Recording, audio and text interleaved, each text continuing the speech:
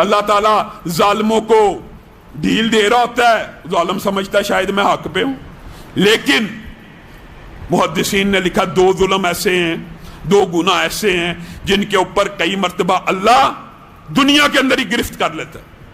ایک تو گرفت یہ ہے نا، ایک عام فہم بات ہے، الٹیمیٹ جسٹس جو ہے وہ کہاں پہ ہونا؟ قیامت والے دن ہونا۔ ایک بندے نے 10 قتل کیے ہیں دنیا کے اندر، اس کو ایک مرتبہ قتل بھی کر دیا جائے تو یہ الٹیمیٹ جسٹس نہیں ہے۔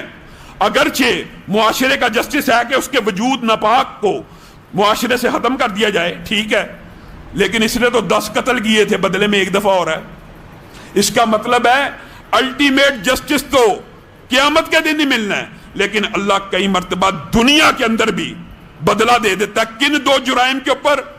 ایک مخلوق کے اوپر ظلم کرنے کے اوپر۔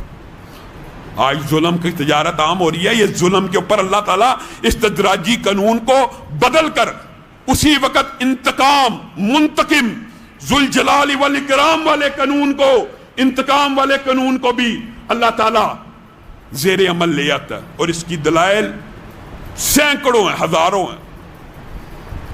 چند ایک باتیں سمجھ لیجئے۔ حضرت سعد بن ابی وقاص کیسے کیسے عظیم صحابی ہیں جن کے اوپر بھی الزام لگے۔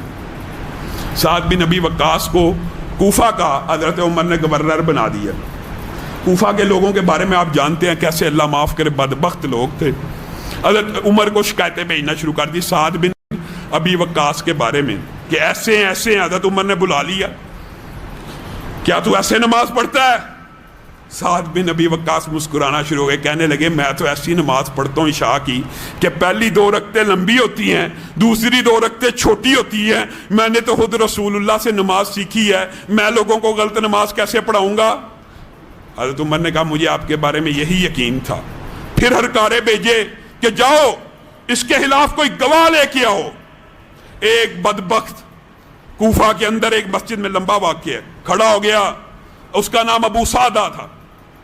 کہنے لگا سعد بن ابی وقاص مال صحیح تقسیم نہیں کرتا، سعد بن ابی وقاص جہاد سے پیچھے رہتا ہے، سعد بن ابی وقاص نماز صحیح نہیں پڑھتا۔ معاذ اللہ معاذ اللہ۔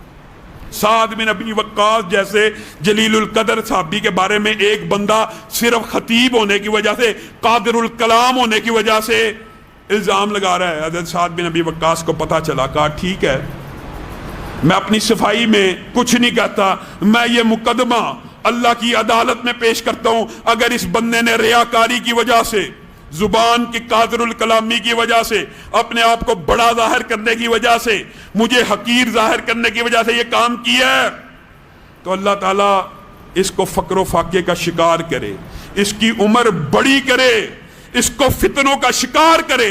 اس نے مجھ پہ 3 الزام لگائے، میں اس کو 3 بددعائیں دیتا ہوں۔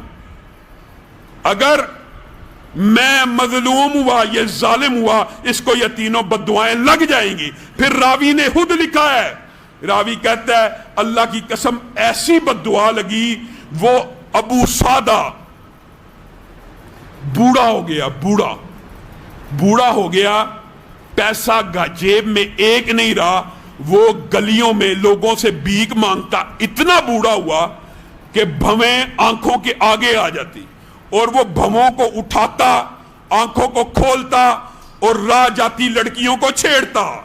فتنے کا شکار بھی ہوا، عمر بھی لمبی ملی، فقر و فاقے کا شکار بھی ہوا، 3 بددعائیں لگ گئی۔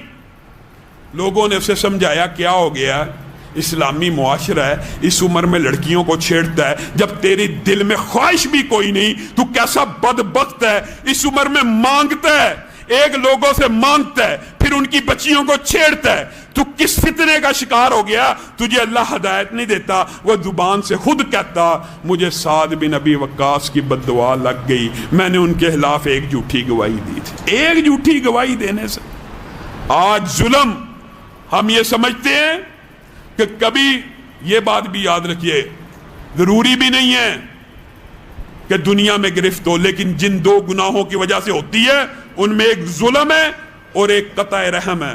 جو بندہ اپنے رشتہ داروں کی رشتہ داری کو توڑ دیتا ہے اس کو بھی اللہ اس دنیا میں پکڑتا ہے بالعموم، اور جو بندہ ظلم کرتا ہے اس کو بھی اس دنیا میں پکڑ لیا جاتا ہے۔ ورنہ جتنے قوانین ہیں وہ استدراج کے قوانین ہیں۔